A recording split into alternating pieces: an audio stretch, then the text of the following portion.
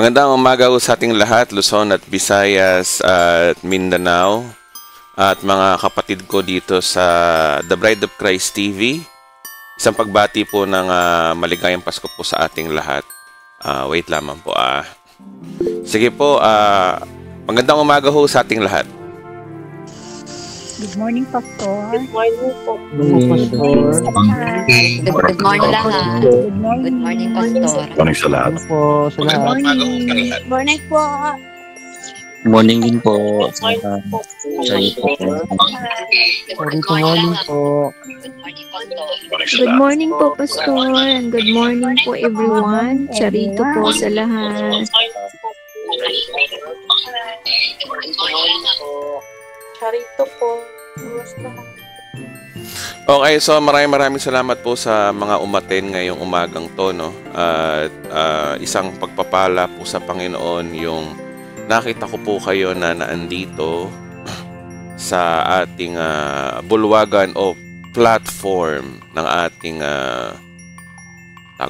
ating Facebook. Wait naman po. Ang hirap mag-multitask talaga. Wait. So nabago po yung ating title ng ating pag-aaralan at paumanhin po ninyo kasi nga yung ating dapat pag-aaralan ngayon ay yung about the exact date of Christmas. Na-vlog ko na yun actually, ka-upload ko pa lang nun. So, panoorin nyo na lang po yun. Same story. Pero the Lord, ngayon lamang po ang binigay ng Panginoon sa akin to, no? So, here's our journey. Simbang gabi. Today is 22nd of December. That's supposed to be the true exact date of Christmas ang ating topic. Pero meron akong na-vlog ngayon lang tungkol dyan. Naka-upload. Wait lamang po Wait lamang po.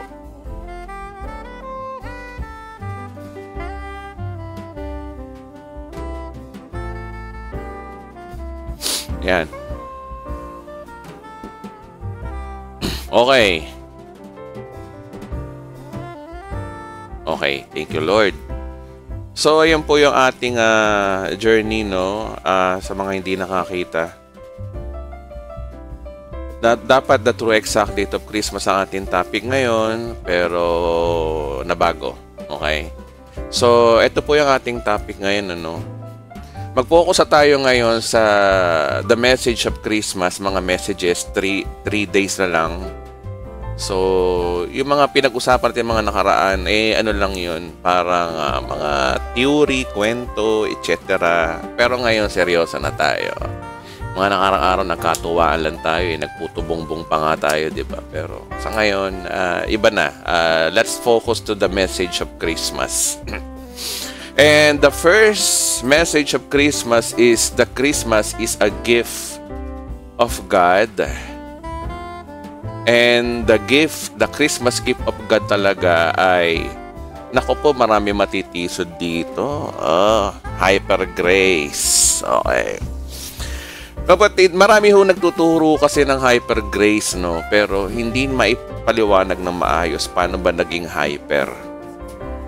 At yun po yung pag-uusapan po natin ngayon, wherein yung message of the cross po kasi yung mahalaga Tandaan po natin, si Jesus Christ po, nung, wait lamang po patayin ko yung,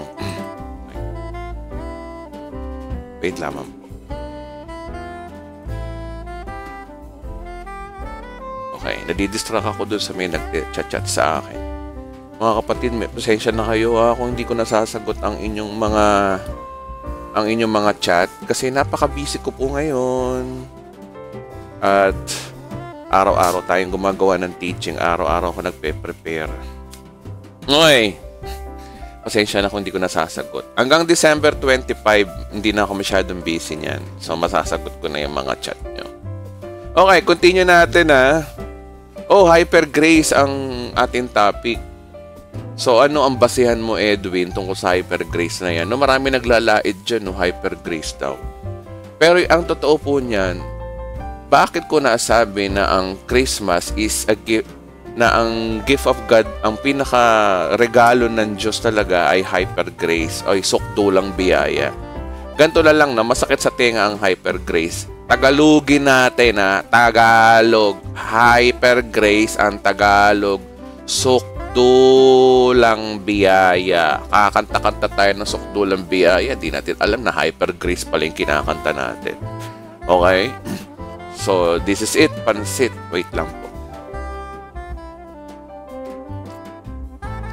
Ngayon, lahat ng ito ay nakasulat sa Romans chapter 5. Buong chapter 5 pag-uusapan natin ngayon. Iisa-isay natin. Why grace is hyper and bakit ito talaga yung regalo ng Diyos sa atin. Okay? So, simulan natin sa verse 1. Sapagkat napawalang sala na tayo. Bagong lahat, no? Nung dumating si Kristo, sabi doon, siya daw ang regalo. Romans 6:23. Ano daw yung regalo daw na yon? Okay? 6:23. Dito muna tayo. Ano ba yung regalo na yun? Sabi rito, no, sapagkat kamatayan ang kabayaran ng kasalanan, ngunit libreng kaloob ng Diyos ay buhay na walang hanggan. Ito pala yung libreng kaloob. Regalo po ng Diyos yan. Okay? So, paano mo masasabi na hindi ang regalo ng Diyos ay hindi si Kristo? Sabi rito, no, sa pamamagitan ni Kristo Jesus na ating Panginoon. So basic po talaga to na paano naging libreng kaloob o paano naging regalo si Kristo at paano tayo nagkaroon ng buhay na walang hanggan. Kasi itong verse na to napakasimple, pero ang tanong, bigyan mo ako ng specific, Edwin, na nasa Bible din na pinapaliwanag na yung libreng kaloob na yan ay buhay na walang hanggan at related sa Pasko. Okay? Okay, ang Pasko po, pinagdiwang, basically 1 AD, yung senaryo do sa sabsaban. Oh. Good news ho yun. Paano naging good news yun? Kasi yung Diyos, nagsakatawang tao para mamatay para sa'yo. Para sa atin. Bakit? Kailangan siya mamatay para ano daw? Para bayaran ng ating kasalanan sa pamamagitan ng kanyang kamatayan. Kaya nga sabi dito, no, sapagkat kamatayan ang kabayaran ng kasalanan. Oh, ganun po ka-basic po yung mga kapatid. Okay? Wait lamang ha. Okay. Walang sounds ang Google. Sorry. Yan nga ba sinasabi ko pa nagkakamali tayo. Okay, sorry po. Take 2. Okay. Ay, yung Google nawala ano. Ay, mahalaga yung Google eh. Okay ha, take 2 tayo. Ulit. Lord. Okay. Paano ko ba sisimulan? So, ang topic natin is hyper grace. Bawas tayo 12 minutes. Bakit Christmas, the Christmas gift of God is the hyper grace? Okay? Bakit siya tinatawag na hyper grace? O bakit yung Christmas? O bakit yung gift of God? So, ang totoong regalo ho ng Diyos ay hyper grace at related sa Christmas. Ay na, nagulo na ang preaching ko. Sorry, wait lamang po ah. Okay, so bakit? Kasi nga, ayon sa Romans 6:23, basic muna tayo, sapagkat kamatayan ang kabayaran ng kasalanan, ngunit libreng kaloob ng Diyos ay buhay na walang hanggan. Okay lang, naka-record naman sa Facebook. Yung sinabi ko kanina, continue na tayo, no? Sa Google lang naman nawala yung sounds eh. Tama, nawala yung sounds. Okay. Okay, continue na tayo ah.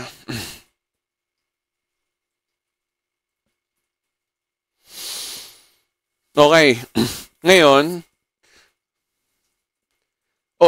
doon na nga tayo, libreng kaloob ng Diyos ay buhay na walang hanggan sa pamamagitan ni Kristo Jesus. Kasi etong Diyos na to, nagsakatawang tao para mamatay. para bayaran ng ating kasalanan. Okay? Para maligtas tayo. Kasi ang kabayaran ng kamatayan, sapagkat kamatayan ang kabayaran ng kasalanan. Si Kristo na yung namatay. Kulang na lang sabihin ng iba, nagpakamatay si Jesus para sa atin. Okay? Word. Kaya nga lang iba hindi kaya ng utak eh. Alam mo yung mga religious na tao, hindi kaya ng utak nila masyado sila. Nagpakamatay si Krista, nagpakamatay, di ba? Masama yung suicide, di ba? Hindi dapat ganun ang word doon. Paano ba naging libre, di ba? Paano ba tayo, ganito lang ang tanong, paano ba tayo nilibre ng Diyos? Puro grace, grace daw, puro grace. Hyper nga ang grace eh. Paano mo napatunayan, Edwin, biblical? Tsaka pag tinagalog mo ang hyper grace, sukdulan, biyaya. Kaya wag na kayong kakanta-kanta ng sukdulan, biyaya kung hindi ka naniniwala sa hyper grace. Ngayon, para maniwala kayo sa hyper grace, patapusin nyo itong video na to nang matauhan kayo regarding sa hyper grace. Dahil ang grace naman talaga, by its nature, is hyper. At nakasulat ito lahat sa Romans chapter 5 verse 2. Chapter 5 hanggang matapos, no? Buong chapter. Simulan natin sa verse 1, sapagkat napawalang sala na tayo sa magitan ng pananampalataya. Ayan, jump pa lang, sinapak, para ka ng sinapak dito, oh. Yung mga hindi naniniwala sa hyper grace. Napawalang sala tayo sa pananampalataya lang. Uy, hindi dun sa mga gawa-gawa nyo, yung mga dapat nyong gawin, yung kakahingi nyo ng tawad sa Diyos. Hindi kayo napapawalang sala doon. Gawa yun, ang napapawalang sala kayo sa pananampalataya. Okay? Ilayo ko na nga itong cellphone na ito. Marami nang chat sa akin. Wait lang. Papatayin ko lang itong cellphone ko. Okay. So, meron tayong mapayapang relasyon na sa Diyos. Ipayapaan nyo na mga kapatid. Diyos ko, huwag na kayong hingi ng tawad. Manampalataya na lang kayo sa Diyos sa pinatawad na kayo. Panginoon ko naman. Meron akong kausap ng isang araw, sabi niya, balansin daw niya yung turo ko. Sabi ko, ano problema ho sa turo ko? Yung paghingi ng tawad, kailangan mo pa rin humingi ng tawad kasi may relasyon ka sa Diyos. Ano naman kung may relasyon ka sa Diyos? Sabi nga dito, ipayapa nyo na yung relasyon nyo sa Diyos. Dahil hindi na ho na-open ang Diyos sa mga nagagawa nating kasalanan. Kapag na kay Kristo ka na, pag naintindihan mo yung gospel, ha? Hingi pa nanghingi ng tawad. Diyos ko, Panginoon ko. Napakahalaga ho, mga kapatid, yung katuruan na, yung kapatawaran ng ating kasalanan, napakahalaga ho nun. Kapag sumablay ka dyan, maiimpyerno ka dyan eh. Kapag hindi ka nananampalataya na ikay pinatawad na, maiimpyerno ka, kapatid. Kasi hindi ka nananampalataya sa ginawa ni Kristo. May ginawa ho siya. Ay Lord, ang mga born again ngayon ligaw, karamihan, buti na lang dumadami na rin ang ligtas. Buti na lang yung mga dito sa The Bread of Christ TV, lumawak ang isip na intindihan. Kaya tinan nyo yung epekto ng buhay nyo, charito na kayo. Pansinin nyo nga yung sarili nyo, simula nung na born again kayo, nakakilala kayo sa Panginoon, tumataba na kayo ngayon dahil charito na kayo. Kakacharito nyo, tumataba kayo ngayon. Okay? Kaya... kakacharito nyo, tataba nyo na, bumigat na kayo ngayon, kakakain nyo siguro kasi pinagpapala kayo ng Lord, maraming pagkain, ayun. Charito pa more, para tumaba kayo. Yung mga payat dyan, magcharito kayo. Okay. Hindi to naiintindihan ng mga follower ko lang nakakaintindi ng mga sinasabi ko ngayon, siguro. Maaari. Verse 2, continue natin ha. Ipayapa na raw natin ang ating relasyon sa Diyos. Kaya nga sabi rito na meron na tayo mapayapang relasyon sa Diyos sa pamamagitan ni Kristo Jesus. Mapayapa ba ang buhay mo? Mapayapa ba ang relasyon mo sa Diyos? Kakahingi mo ng tawad? Kakapray mo ng napakatagal? Diyos ko. Alam niyo ho ba, kala nyo nakakatuwa yung pray ka ng pray, pray ka ng pray, pray ka ng pray. Kapatid, pag pray mo ko, puro kayo pray, may prayer meeting, haba-haba, hingi kayo ng, ala nyo nakakatuwa, hindi po nakakatuwa sa Diyos yun. Lumalabas nun, wala kayong pananampalataya. Kasi kung may pananampalataya ka, sapat na ang isang panalangin, period, wala nang hingi-hingi pa ng patuloy. Hingi ka ng hingi, kulit ka ng kulit sa Diyos, lumalabas na wala kang pananampalataya. Diyan pa naman galit na galit ang Diyos sa mga taong walang pananampalataya eh. Kala nyo sa gawa naiinis ang Diyos? Hindi. Sa kawalan nyo ng pananampalataya, naiinis ang Diyos sa inyo. Maraming beses yan. Marami ang sinasabi ni Kristo na napakalit ng inyong pananampalataya, sabi ni Jesus. Laging faith ang basihan niya, hindi doon sa mga gawa natin. Kasi ang Diyos tanggap na makasalanan tayo. Kaya hindi na siya umaasang makakagawa tayo na mabuti at maabot yung kanyang kaluwalhatian. Hindi na. Kaya nga niya pinadala yung kanyang anak para lang siya yung gumawa para sa atin on our behalf. Para tayo ay maging maayos sa Diyos. Para ang goal, meron na tayo mapayapang relasyon sa Diyos. So magitan nino, sinong bida? Ang ating Panginoong Hesus. Verse 2, sa pamamagitan ng pagsampalataya kay Jesucristo, tinatamasa natin ang kagandahang loob ng Diyos at tayo nagagalak sa pag-asang tayo nakakabahagi sa kanyang kaluwalhatian. Dahil daw yung sa biyaya daw ng Diyos, nagagalak daw tayo sa pag-asa natin. Kaya ka merong peace of mind kasi umaasa ka. Dahil sinabi sa kanyang salita, ang manampalataya sa akin ay may buhay na walang hanggan. Ang sino man sumampalataya sa kanya ay hindi mapapahamak. Tapos, ano pa nakalagay? Hindi nahahatulan ang mga nakay Kristo na. Kaya mapayapa na ang buhay mo. Kapag payapa ang buhay mo, apektado ang kalusugan mo. Payapa rin ang kalusugan mo. Kaya ka Charito. At payapa ang kalooban mo, may pabor ang Diyos sa'yo. Kaya ka tumataba ngayon, di ba? Blessings po yun kapag nakay Kristo ka na. Minsan ng tao nagpapahirap sa sarili niya. Pinapahirapan niya yung sarili niya. Tayo lang nagpapahirap minsan sa atin. Tayo yung nag-iisip sa Diyos. Samantalang iginawad na nga ang kapayapaan sa pamamagitan ni Kristo. Kaya nga ang Pasko ay kapayapaan. Si Kristo ang tunay na kapayapaan.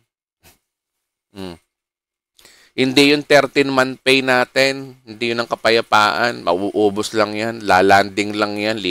Take off uli yan sa ating So, kaway-kaway sa mga 13-month pay dyan na lumanding lang sa palad tapos lumipad uli. Parang nag-stop over lang yung aeroplano, no? Diba? Pansamantala lang yung kapayapaan nyo ng 13-month pay nyo, no? Pero yung kay Kristo, forever po yan. Palakpakan natin si Lord, mga kapatid. Diyan sa mga nasa Google.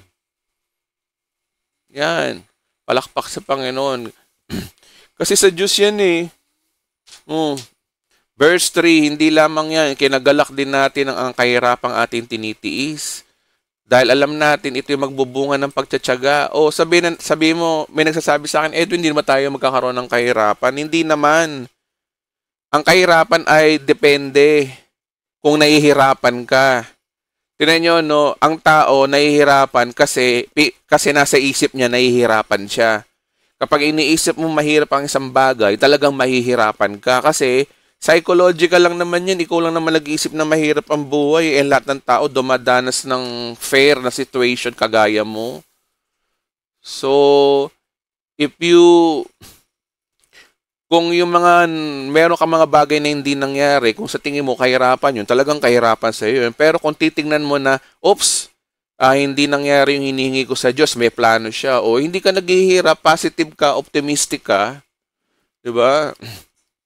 Pero dahil sa mga pagtitiis daw na yan, na tinuturing daw natin na kahirapan daw, alam naman natin ito yung nagbubunga ng pagtsatsaga, may tinuturoan Diyos sa atin, no?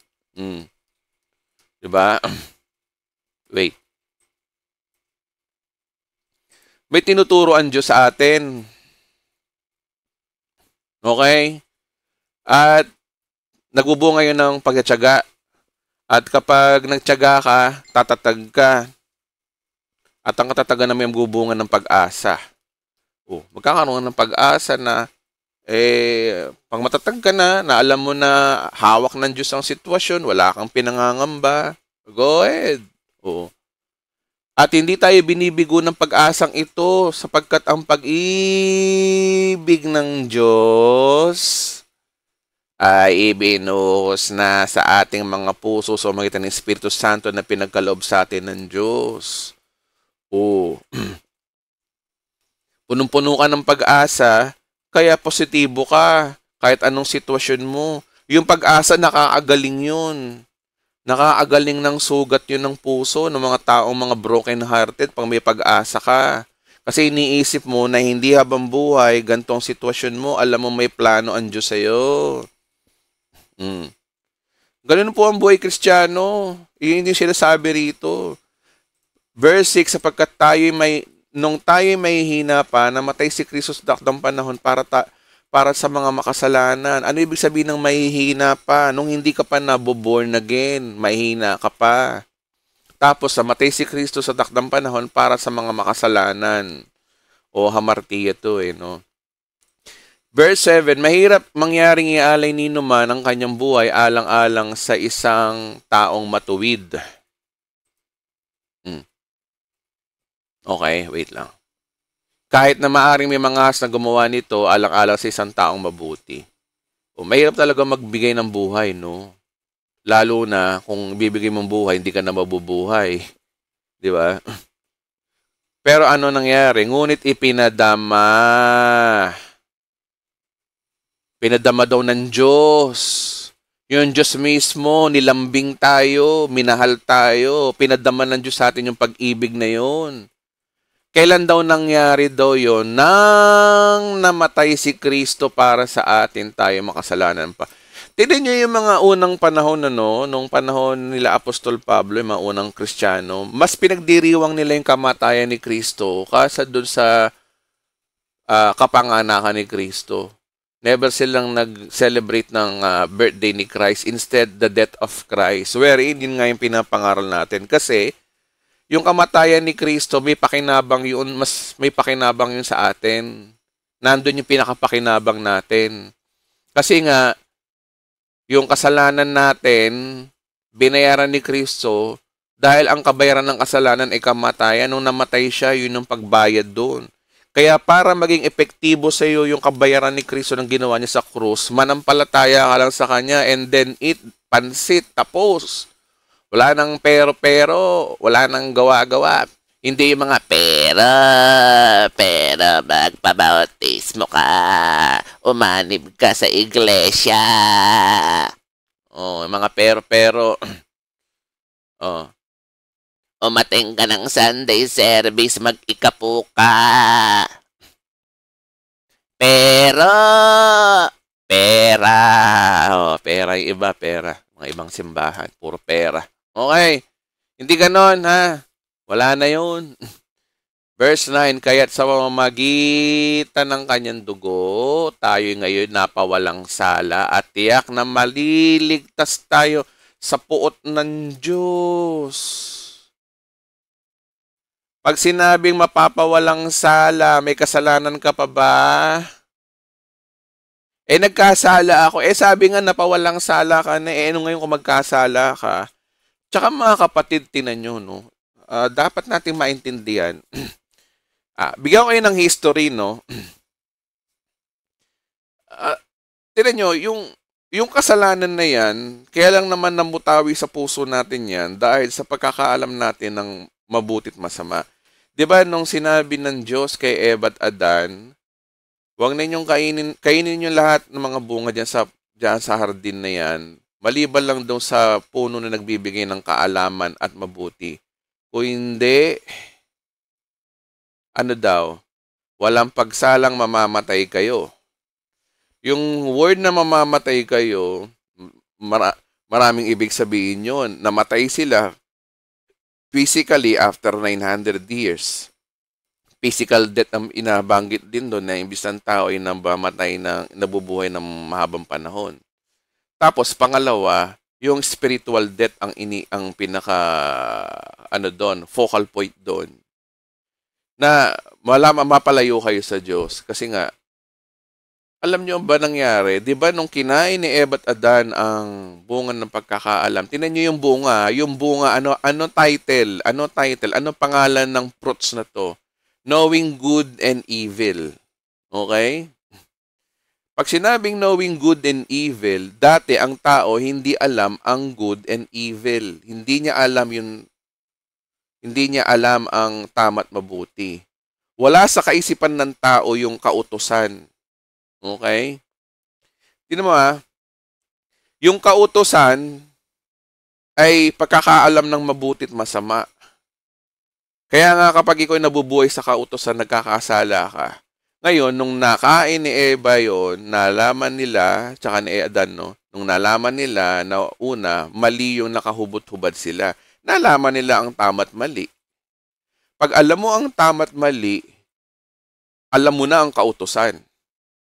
At dahil alam mo na ang kautusan, alam mo na kung anong kasalanan. Ang sabi sa Romans chapter 7, no? Balik tayo dito, no? Romans chapter 7,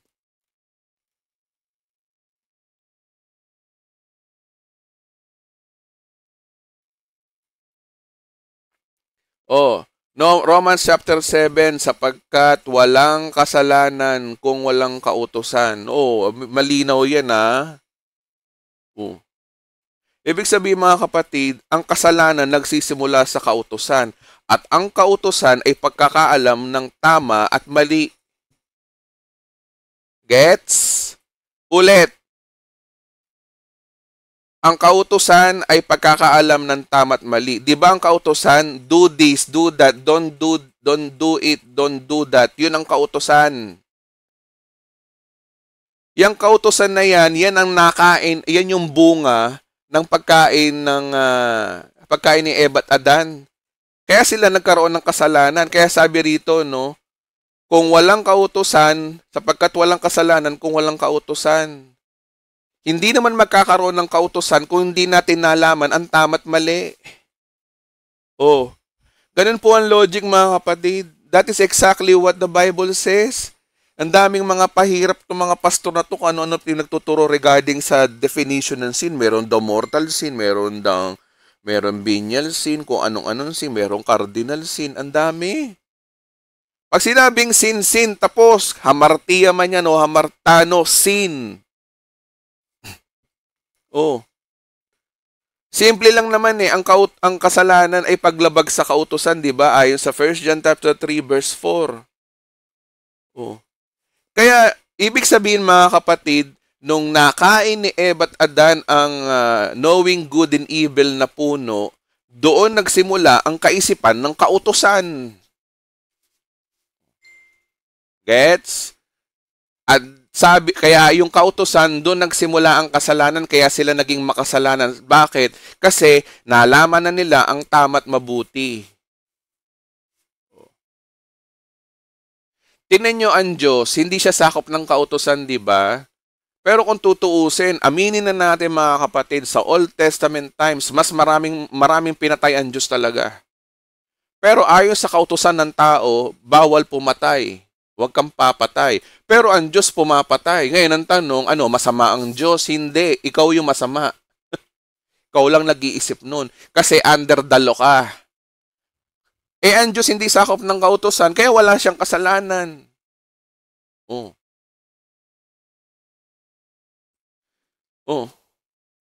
Yun mga kapatid. Doon yun ang pinakamagandang explanation regarding doon sa pagiging makasalanan natin. Kaya tayo naging makasalanan kasi nalaman natin ang kautusan.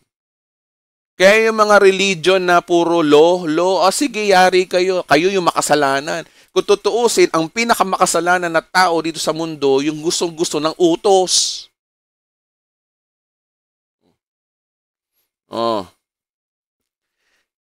Ulit-ulitin nyo tong video na to mga kapatid, mga nakikinig sa akin na mga ayaw ng hyper grace, full grace, yung mga mga makikitid ng isip. Panoorin itong mabuti, intindi nyo mabuti verse by verse. Ayan ang linaw. Ngayon, paano naging bayani si Kristo? Simple lang naman, tinupad niya ang kautusan. 'Di ba? Sabi ni Kristo, Mateo 5:17. Matthew 5:17. Gantong paraan tayo binigregaluhan ng Diyos. Alin yung regalo ng Diyos? Yung ginawa ni Kristo. O sabi ni Kristo, di ba, huwag ninyong akalaing naparito ko ipawalang bisa ang kautusan. Mga propeta, naparito ko hindi upang ipawalang bisa, kundi iyon ay, tuparin. Tinupad niya. Hindi niya pinawalang bisa. Sumunod pa rin siya sa utos. Ngayon, nung tinupad niya ang kautusan, anong epekto na nung nangyari ng ginawa niya? Nung tinupad niya ang kautusan, what's next? Natupad ba niya? Papasok si Pablo, Romans 10 verse 4, sapagkat si Kristo ang kaganapan ng kautusan. Yung kautusan na sanhi ng pagkakasala ng tao.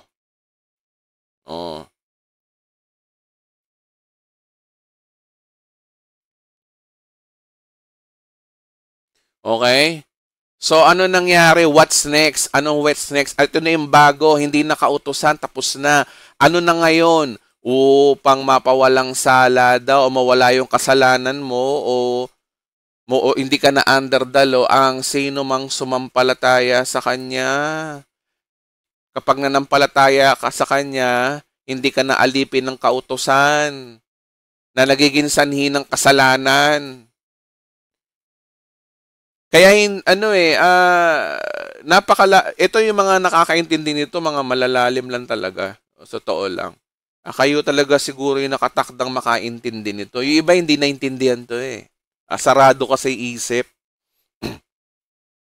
Kaya balik tayo sa Romans chapter 5. Yun ang totoong paliwanag ng verse 6 na sapagkat tayo may hihina pa na namatay si Kristo sa dastakdang panahon natin mga kasalanan. Ngunit ipinadama ng Diyos sa Kanya pag-ibig sa atin nung namatay si Kristo at nung tayo makasalanan pa o nung tayo under the law pa. Pag sinabi makasalanan, under the law. Kaya sa magitan ng Kanyang dugo, tayo ngayon ay napawalang sala. O anong konekto ng dugo? Kasi di ba ang hinihingi ng kautusan para mabayaran ng kasalanan, may mamatay, may magbubu ng dugo. Kaya nga yung mga Hudyo nung araw, nagpapatay ng tupa eh. Para yung dugo nun, yun ang kapatawaran ng kanilang kasalanan. For the meantime, sa loob ng 1 taon. Pero yung ginawa ni Kristo, nakasulat, Hebrew 9:12. Minsan lamang pumasok si Kristo dakong kabalan-balaan ng sapat na hindi dugo ng kambing ang kanyang inihandog na pang 1 taon lang. Pang 1 taon lang kasi yun eh. Kundi ang kanyang sariling dugo. Para saan? Para mapatawad tayo sa ating mga kasalanan. Amartia, hanggang kailan ba? Past, present lang ba? Hindi. Magpakailanman ay sus. Yeah. Yan ang sukdulang biyaya. Magpakailanman ang kapatawaran, hindi yung mga grace ng mga Pentecostal, ng mga Assemblies of God diyan, na ang kapatawaran daw ng kasalanan daw ay lang daw, past present lang daw. Di nila alam, linlang sila ng perverted gospel. Ginawa niyong sinungaling ang Biblia. Sinabi ng Biblia, ang manampalataya kay Kristo ay pinatawad forever. Tapos sasabihin nyo, past present lang ang pinatawad. Tapos pag nagtuturo kami ng tama, sasabihin nyo, hyper grace kami. Hyper grace naman pala, nasa Biblia. Mamaya, malalaman nyo mamaya. Mga Assemblies of God, tamaan na kayo. Mga born again. Mga Iglesia ni Kristo. Mga ka-Eli Soriano lalo na yung mga ibang Katoliko, no? Makinig kayo, Biblia ho nagsasabi, magising na kayo, malapit nang dumating ang Panginoon, kailangan na kayong alugin, kailangan na kayong pokpokin. Okay? Verse 10, dati tayo mga kaaway ng Diyos, ngunit tinanggap niya tayo bilang kaibigan. Sino ang bida na naman? Sino na naman may kagagawa na bakit tayo naging kaibigan ng Diyos? Sa pamamagitan ng pagkamatay ng kanyang anak. Talagang ang bida talaga rito, si Kristo talaga, hindi religion. Yung gawa ni Kristo ang bida dito, hindi yung gawa ng mga religion.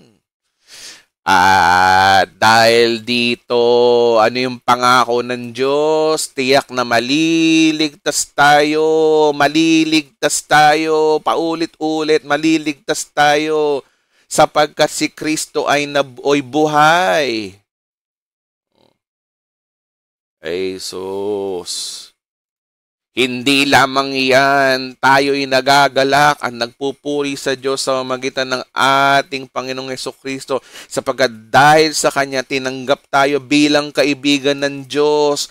Malaki ang utang na loob natin kay Kristo at hindi na natin mababayaran yun. Ang tanging magagawa mo lamang is tanggapin yung ginawa ni Kristo sa iyo. Sapat na at masaya na ang Diyos doon. Palakpakan natin ang Panginoon.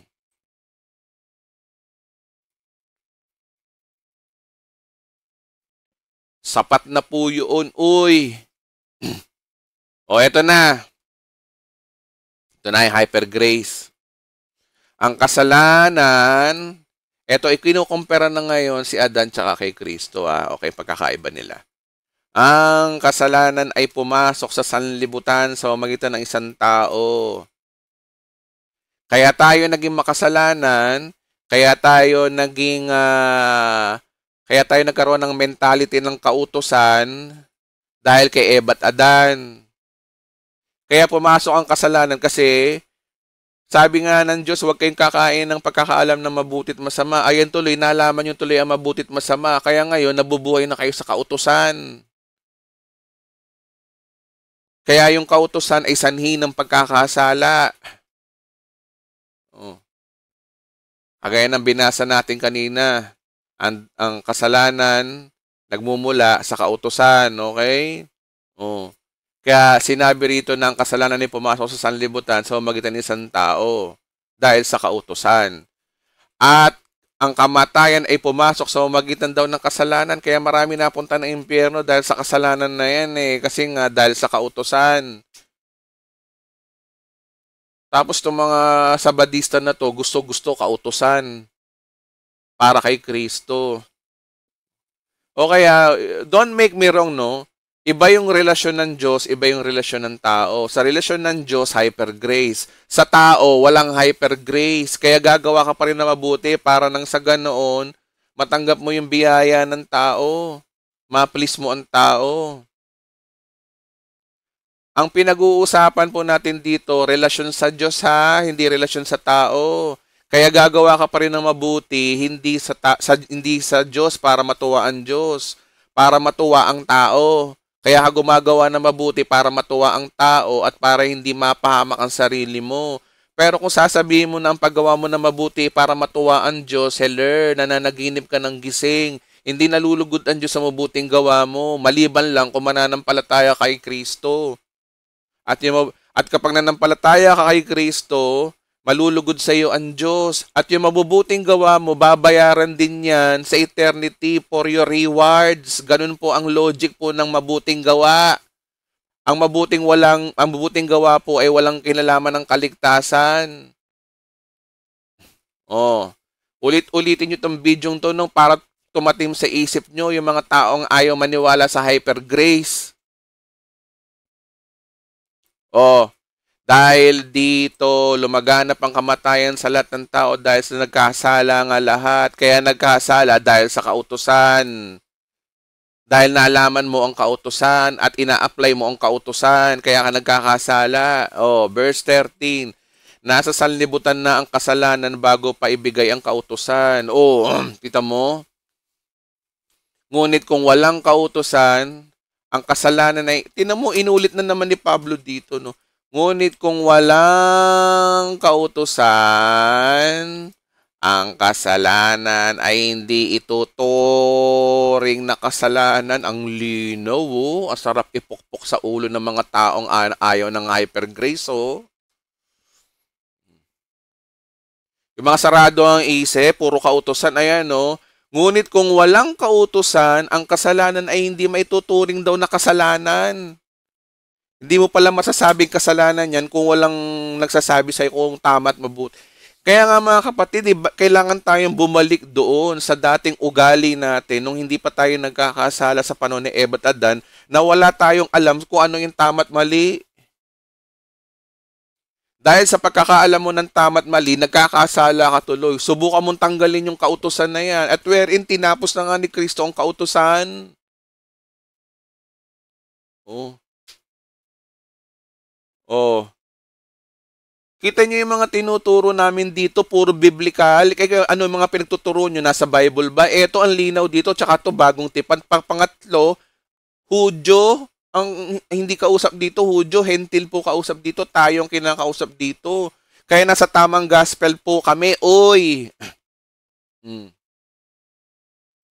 Verse 14, gayon pa man, naghari pa rin ang kamatayan mula kay Adan hanggang kay Moses. Bakit? Under the law. Pati sa mga taong hindi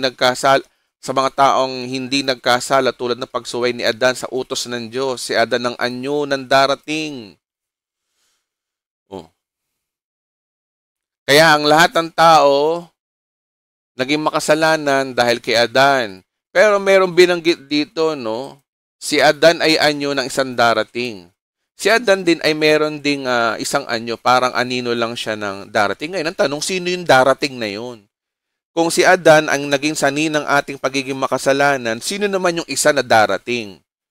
Verse 15, subalit magkaiba ang dalawang ito dahil sa libreng kaloob ng Diyos ay hindi katulad ng kasalanan ni Adan. Magkaiba daw, kasi daw may libre daw na kaloob ng Diyos. Yung gift. So, mamaya malalaman nyo, hyper grace pala yung gift ng Diyos. Mamaya malalaman nyo yan. Oh, totoong maraming tao ang namatay dahil sa kasalanan ng isang tao, kay Adan. Ngunit ang kagandahang loob ng Diyos ay mas dakila. Biyaya talaga. Yung mga nagsasabing, grace lang? Puro kaya grace? Puro kaya biyaya? O, ayan, no? Diyos na may sabi, lait ng lait sa grace. Nilalait nila ang grace, nilalait pa nila yung hyper. Hindi nila alam, yun ang tinuturo ng Biblia para maligtas ka. Minsan, ang tao talaga, pag bulag, kung ano yung mali, paniniwalaan. Kung ano yung tama, yun ang hindi paniniwalaan. Ang tawag doon, bulag. Okay? Gayon ang kanyang libreng kaloob sa maraming tao. May libre palang kalooban Diyos sa maraming tao. So, magitan daw ng kagandahang loob ng isang tao. Dito papasok si Kristo. Pag grace talaga si Jesus, hindi siya law. Kaya never na magturo si Christ ng law. Kung may nabanggit man siya sa mga Hudyo yun, pero tayo hindi. Kagandahang loob ang binigay ng Diyos sa atin. Verse 16, ang kaloob na ito ay di hamak kaysa sa ibinungan ng pagsuway ni Adan sapagkat ang hatol na idinulot na matapos ang magawa sa pagsubay. Subalit ang kaloob ay mapapawalang sala naman idinulot na pagkatapos ng maraming pagsuway. 17, sa magitan ng pagsuway ng isang tao, naghari ang kamatayan. Sa magitan ni Adan, naging namatay ang lahat ng tao. Ngunit sa magitan din ng isang tao, si Kristo Jesus. Sasabihin na naman ng mga iglesia ni Kristo, ayan tao siya, tao. Basahin nyo yung context, no? Oo, tao si Kristo, pero Diyos din siya. Pilipos 2:8. Ngunit sa magitan din isang tao, si Jesucristo, ang mga taong pinagpala ng sagana ay tinuring na matuwid. English, For if by one man's offense death reigned by one, much more they receive abundance of grace and of the gift of righteousness. Ang kabanalan pala ay regalo ng Diyos. Hindi mo na kailangan magpakabanal para masabi mo sa Diyos na ikay banal. Hindi mo kaya. Kaya niregaluhan ka lang ng regalong ng kabanalan. Sa magitan doon nino, shall reign in life by one. Iisa lang yon. Ang pangalan, si Jesucristo ay Jesus.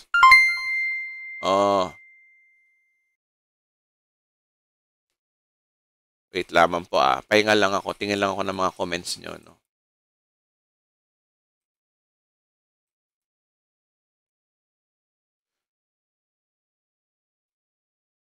Okay, sabi ng iba ritong comment. No? Ganda ng mga comment. Mamaya. Okay, mamaya kayo mga nagko-comment. Oh, balik tayo sa Tagalog.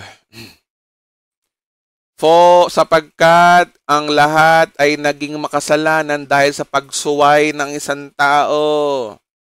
Kabaligtaran naman, ang lahat ay mapapawalang sala dahil sa pagsunod ng isang tao. Alam nyo, si Adan, sumaway, si Jesus, sumunod. Yung pagsunod ni Kristo, sapat na yon para masabing ikay sumunod din kung mananampalataya ka kay Kristo. Eto na.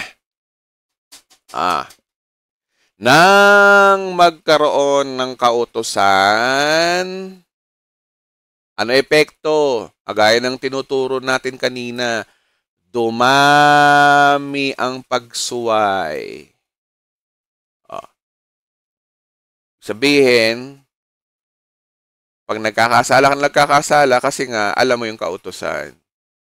Tingnan nyo, no? Ngunit sa pagdami naman daw ng pagsuway o kasalanan, ay lalong sumasagana ang kagandahang loob ng Diyos. Focus tayo dito, no? Focus tayo dito, mga kapatid, itong verse na to. Ito yung nakakaiyak na verse sa tanambuhay ko na nabasa ko. Nung binasa ko to, naiyak ako kasi nalaman ko na grabe sukdulan ng biyaya ng Diyos sa atin sa tuwing tayo ay nagkakasala. Ang sabi rito, no? Moreover, the law entered that the offense might abound. But where sin abounded. Ano daw ba?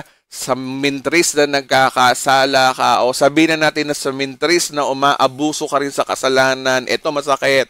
Grace much more abound. But where sin abound, grace abound. Basa.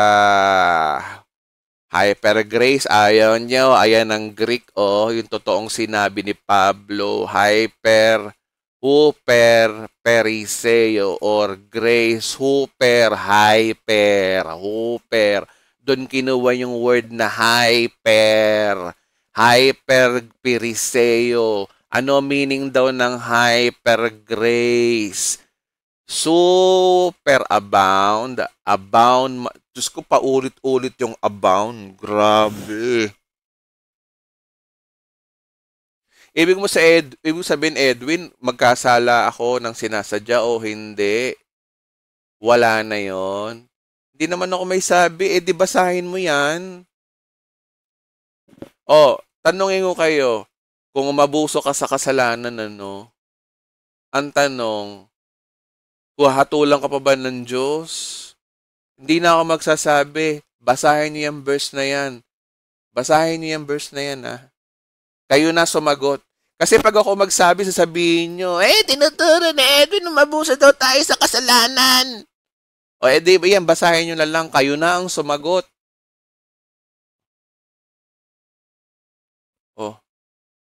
When sin abound, grace abound even more. Sa ibang version. Yung mga ayaw ng hyper grace, ayan, Greek, magbasa kayo ng Greek. Huper. Doon kinuha yung hyper. Periseo, grace, abound. Huper na exceeding pa. Super exceeding pala ang meaning niya, Super abound. Hyper. Grabe naman. Higit pa sa inaasahan natin. Bigyan kayo ng example, mga kapatid. Bigyan kayo ng idea, Kain kayo. Subukan nyo ang kumain. Alimbawa, hindi naman ako binayaran ng kabalin. O alimbawa, sa mga ibang mga eat all you can. Eat all you can, Subukan nyo nga, ikaw, sapat ka na para kumain ka sa eat all you can. Ngayon, ang tanong, eat all you can siya. Ang tanong, kaya mo bang ubusin yon? Nga, ubusin nyo nga ang eat all you can. Kayo lang kain kayo. Yan ang eksaktong sinasabi diyan. Yung kasalanan, kahit mag-eat all you can ka, hindi mo maaabuso ang kasalanan. Kasi, sabi diyan, mintres kang nagkakasala, lalo daw sumasagana yung biyaya ng Diyos. Mga kapatid, hindi naman ako may sabi yun. No? Kung magagalit kayo sa akin, sabihin nyo kung kulto, tapon nyo, Biblia nyo. Kasi ito may sabi, ngunit sa pagdami naman daw ng pagsuway, yung nagagawa natin, pagsuway, hamartano to Tingnan natin to kung hamartano to. Tingnan natin. Sin. Hindi, hamartiya siya. O kabuuan siya. Talagang lahat sakop. Hamartiya, lahat ng kasalanan talaga. Hindi lang hamartano, lahat talaga. Grabe. Kasi hamartiya kasi ugat yan ng hamartano. Ibig sabihin kapatid, kapag hamartiya ang inabuso, ibig sabihin mga kapatid, lahat ng klase ng kasalanan magawa mo, lalo pa rin sasagana ang biyaya ng Diyos. Ngayon, kanino to entitled? Ito ay exclusive. Ito ay exclusive lang sa mga nanampalataya kay Kristo. Pero kung unbeliever ka, pag nagkasala ka, yari ka sa Diyos. Pero kung nanampalataya ka kay Kristo, ito yung pangako ng Diyos. When sin abound, grace abound. Palakpakan nga natin si Lord sa mga sumasang-ayon dito. 21, kaya nga kung paanong naghari ang kasalanan sa pamamagitan daw ng kamatayan, gayon din naman naghari ang kagandaang. Pag sinabing naghari, ibig sabihin, laganap. Ngayon, lumaganap din daw yung kagandahang loob ng Diyos sa pamamagitan daw ng papawalang sala. Guys, tingnan nyo ito, kung marunong ka lang namang Tagalog, pag sinabing pagpapawalang sala, ano ibig sabihin ng walang sala? Wala ka ng kasalanan. Hindi ka na nagkakasala. Yun po ang meaning po ng pagpapawalang sala. Ito ay magdudulot ng ng buhay na walang hanggan. Kasi nga wala ka ng kasalanan, banal ka na sa mata ng Diyos kahit anong gawin mo. Ayon dito sa pamamagitan ng ating Panginoong Hesukristo. Ngayon ang tanong, ang grace ba ay hyper? Kayo na sumagot. Basahin nyo ito, Romans 5:20, pag nilay-nilayan nyo kung hyper grace ay nasa Bible.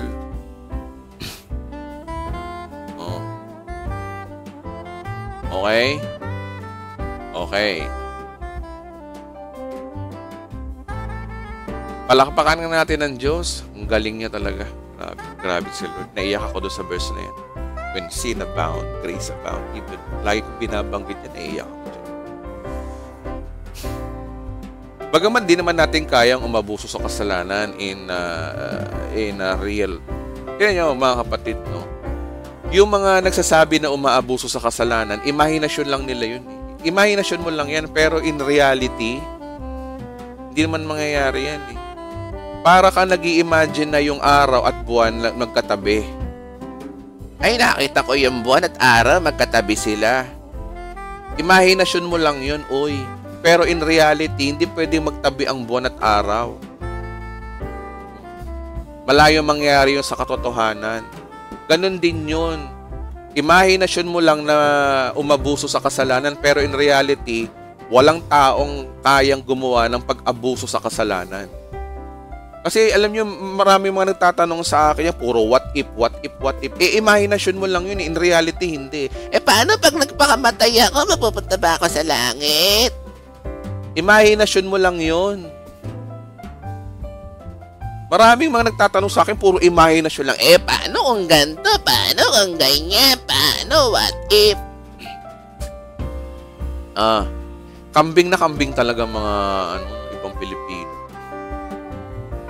Okay, so sabi rito, sabi ni Pablo, kung may tabing pang magandang balitang pinapahayag namin, yung gospel daw, ito ay natatabingan lamang sa mga mapapahamak. Yung mga mapapahamak pala, yung mga hindi nakakaintindi. Ibig sabihin yan, Shout out kay Ate Maricena, no? Kay Lex Colado. Maricena, magandang umaga po sa inyo. Sabi dito, no, kung may tabing pang magandang balita, ipapahayag namin. Ito ay natatabingan lamang. Ibig sabihin, kung merong hindi nakakaintindi ng mabuting balita, ito lang daw yung mga mapapahamak sa mga taong mapapahamak. So ano daw yung mga mapapahamak? Sabi rito, no, hindi sila sumasampalataya sapagkat ang kanilang isip ay binulag ng Diyos ang kasamaan. Sino ba yung God of this world? Si Satan. Bakit sila binulag? Upang ano daw? Upang hindi nila makita ang liwanag ng gospel, tungkol sa kaluwalhatian ni Kristo na siyang larawan ng Diyos. Kaya isang malaking kabulagan talaga. Sorry po, nalaglag. Kapag isang malaking kabulagan po talaga kapag hindi mo naiintindihan. Pag hindi mo naiintindihan, ito bulag ka. Kaya panalangin mo yung sarili mo. Kung hindi mo ito naiintindihan, ang nabubulag ka. Panalangin mo na, Panginoon, gusto ko po maliwanagan. At maliliwanagan nga kapatid. Pero kung pananatiliin mo na ikaw ay nagmamagaling at sa tingin mo ay ikaw yung tama, wala kang mali, kasama ka talaga sa mapapahama. Kasi hindi mo matanggap sa sarili mo kung ano yung katotohanan. Ang mga bulag naniniwala sa kasinungalingan at naniniwala sila sa katotohanan. Yan nga, ang mga bulag ay hindi naniniwala sa katotohanan. At naniniwala sila sa kasinungalingan. Baliktad talaga sila. Kaya kabulag. Yun ang nakakalungkot doon. Pero sa mga taong mga nakakaintindi, ito'y kapangyarihan ng Diyos. Okay? So, it's already 6:06 a.m. Maraming salamat po mga kapatid sa inyong pag-attend sa umagang ito. At see you tomorrow pala ulit sa ating natitirang 2 araw lang na simbang gabi. Maraming salamat po. Mahal na mahal ko po kayong lahat. Thank you, Pastor. Pastor Edwin. Good evening po. Salamat, Salamat, Pastor. Good morning. Good morning sa inyo Salamat lahat. po, Pastor. Salamat po, Pastor. Charito po sa lahat. Salamat. Merry Christmas ulit sa lahat. Merry Christmas. Charito sa inyo. Bless po. Stay safe. Merry Christmas. Okay, Merry Christmas po sa ating lahat. Salamat po sa pag-attend ngayong gabing ito. See you tomorrow po.